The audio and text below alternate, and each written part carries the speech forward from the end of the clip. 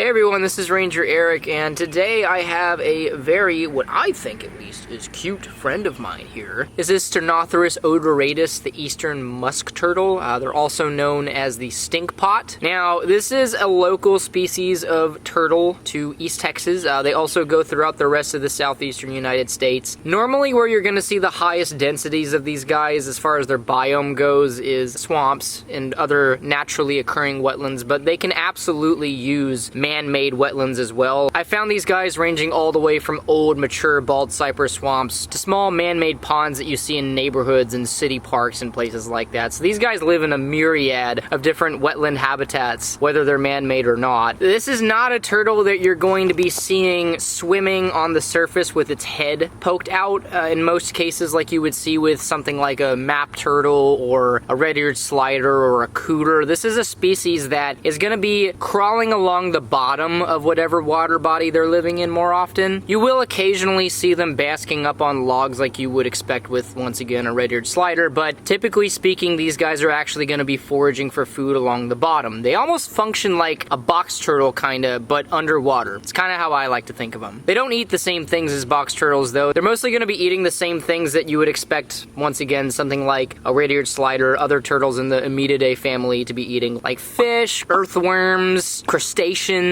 amphibian larvae like tadpoles and salamander larvae. These are all things that they're going to be finding as they're crawling along the mucky, muddy bottom of whatever water body they're living in to eat. If you've ever captured or been in close proximity to one of these turtles, the reason they're called the musk turtle is quite obvious. Their specific epithet, odoratus, is certainly earned. Odoratus meaning stench, odor, stink, you know, basically what it sounds like. They'll usually emit a musk whenever a predator is threatening them, and you know, they do this for the same reason that a lot of other animals do this. They're trying to make themselves smell and taste bad so that predators don't want to eat them. If I was a river otter or a cottonmouth or a raccoon, you know, some other animal that realistically would be preying upon this animal in the wild, I certainly would think twice if I smelled what I am smelling right now as a human being. So a lot of people think these turtles are baby snapping turtles when they first find them because overall they're small in size, and they do somewhat have the head structure of something like a common or an alligator snapping turtle. Now, the shape of their carapace is not the same as an alligator or a common snapping turtle. It's much more narrow, much smoother than both that of the common and alligator snapping turtle. So while some people might think their shell looks fairly similar to those two turtles, it's actually quite different. Now, the other thing is that this is actually not a baby turtle. These don't get much bigger than what you see here. They do get slightly larger than this particular individual, but they don't get much bigger than this. At full grown, they're not usually going to get a whole lot bigger than most people's palms. This is a relatively small turtle, so you can use their size to help you identify them, but also look at those stripes that he has on the side of his face. Most musk turtles are going to have these yellow stripes going past their eye. Not all of them are going to have stripes that are that obvious. There is some degree of individual variability with this species, but typically you're going to see some kind of mask going through their face, which can help you differentiate these from another very similar species, the mud turtle, which I'll hopefully get to show y'all in another video if I ever find one out here. But regardless, really cool turtles, really cute. If you ever find one, you know, don't keep it as an aquarium pet. They're probably not going to do really good. You're probably just going to end up with a dead turtle on your hands. So if you ever find one of these guys, enjoy the encounter, learn as much as you can about them, but at the end of the day, just release them back in the wild where they belong, and